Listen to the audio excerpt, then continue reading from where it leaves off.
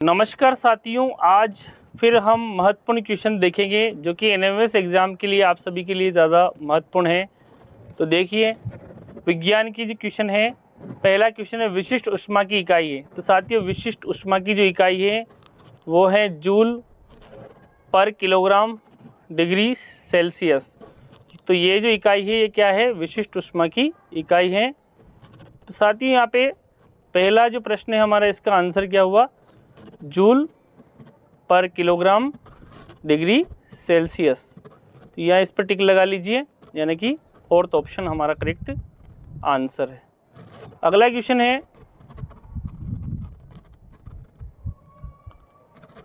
दूसरा नंबर का क्वेश्चन देखिए, सबसे गर्म ग्रह कौन सा है?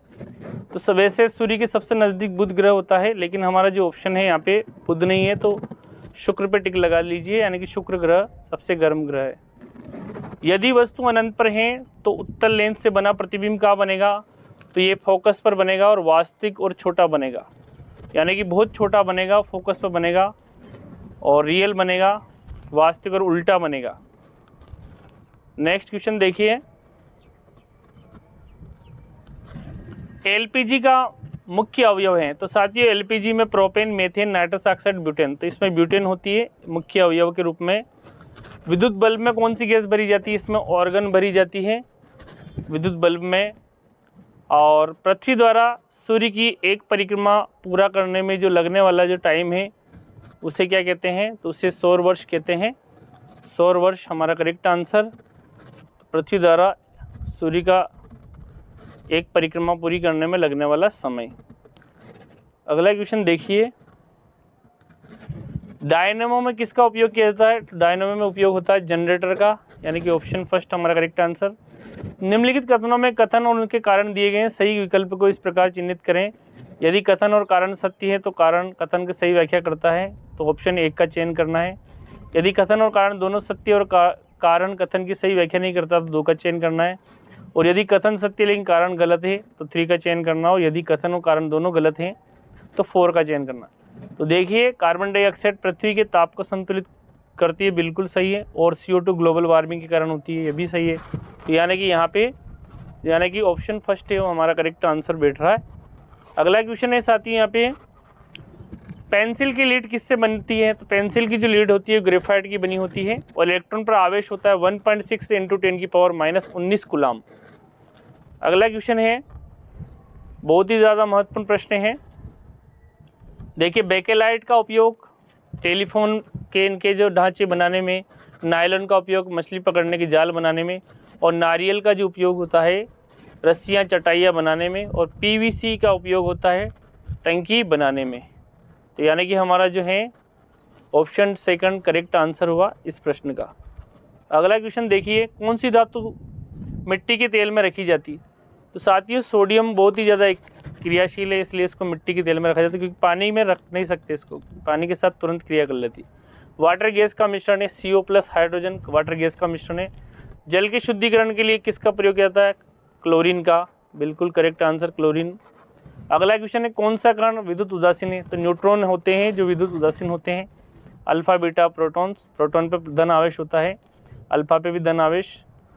वायुमंडलीय दाब किस यंत्र से नापते हैं? तो इसको बैरोमीटर द्वारा मापा जाता है। बैरोमीटर का पाठ्यांक 0 होने पर दाब बहुत कम हो जाता है, यानी कि आंधी तूफान आने के संकेत देता है। कौन सी किरण विद्युत क्षेत्र में अविचलित हुए गुजरती है, यानी कि आर पार चली जाती है? तो गामा किरण सबसे ज़्यादा स्पीड होती है इनकी।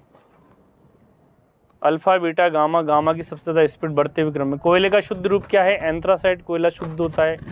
वाहनों में लगने वाला पार्श्व दर्पण होता है, तो पीछे की वस्तु को देखने के लिए वाहनों में उत्तल दर्पण होता है, यानी कि कॉन्वेक्स मिरर।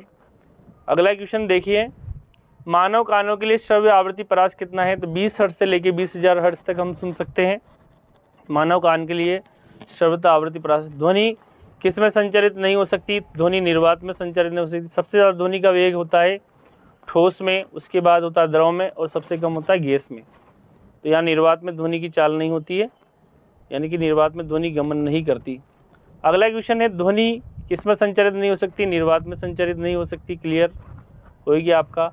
धातु का गुण जिसके कारण उन्हें पीटकर शीट में बदला जा सकता है, तो ये आघात वर्धनीति का कारण, यानी कि मेलिबिलिटी के कारण।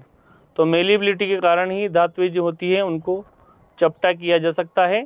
किसके कारण? मेलिएबिलिटी के कारण, यानी कि आघात वर्धनीयता के।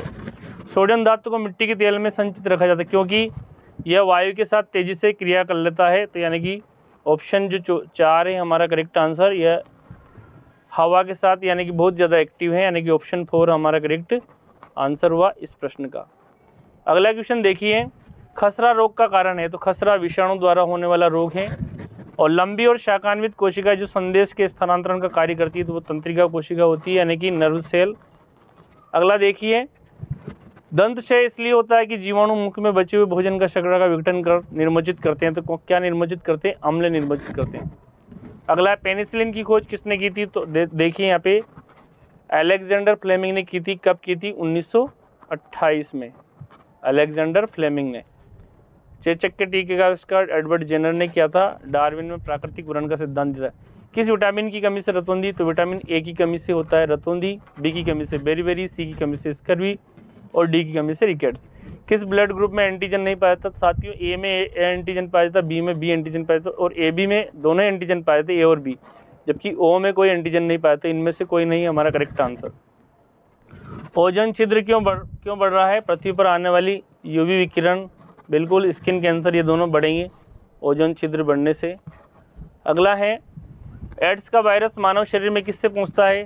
तो ये रक्त द्वारा पहुंच जाता है। मलेरिया किस मच्छर से होता है? तो ये मादा एनोफ्लिज मच्छर से। तो हमारा करेक्ट आंसर क्या हुआ? मादा एनोफ्लिज मच्छर मलेरिया का वाहक होती है, यानी कि मलेरिया रोग की वाहक होती है। अगला क्वेश्चन है, जन्म से पूर्व शिशु के लिंग का निर्धारण किसके लिंग गुणसूत्र द्वारा किया जाता है?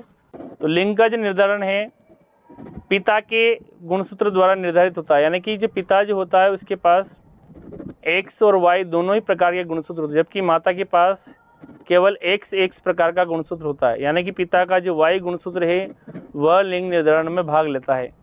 तो यानी कि ऑप्शन फर्स्ट हमारा करेक्ट आंसर हुआ इस क्वेश्चन का। तो साथियों, हमने सारे क्वेश्चन देख लिए। Thank you for watching.